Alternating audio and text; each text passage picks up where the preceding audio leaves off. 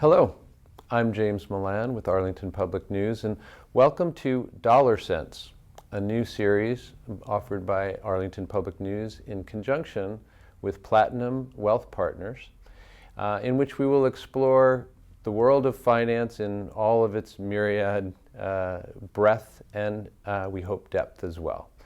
Helping us and guiding us through that is going to be Joe Camargo, who is a partner at Platinum Wealth Partners and a portfolio manager. Joe, thanks very much for taking this on. Thank you very much for having me, James. We could start just about anywhere Okay. talking about finance, but I figure let's start with something that everybody can relate to and everybody is familiar with. Sure. And I'll just pull out an example of what I'm talking about. This little piece of paper right here. Right. So tell me about that. It looks less like a piece of paper to me. It's absolutely a piece of paper, and it's a very neat green piece of paper, multicolored in some areas.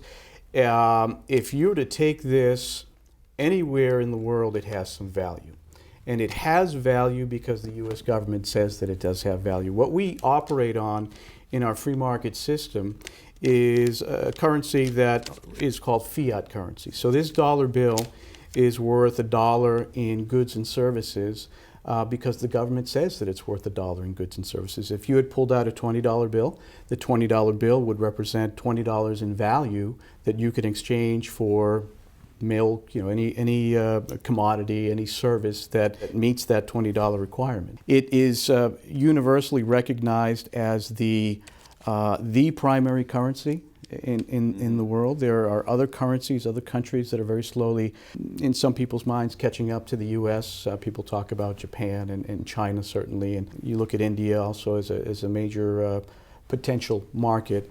But still, the U.S. with a $16 trillion GDP is far and away still the most important component to the global economic engine. So it sounds like the dollar, our American currency, is in fact closely connected to and interrelated with the currencies of all these other markets. So if I'm going to take my dollar, right, and I want to go to Europe, I want to go to Paris, can I use my dollar on the streets of Paris? Officially, what you would need to do is exchange our dollar for the euro or for wherever you are within the globe, and there is an established exchange rate for currency, whether it's the dollar to the euro, the dollar to the yen.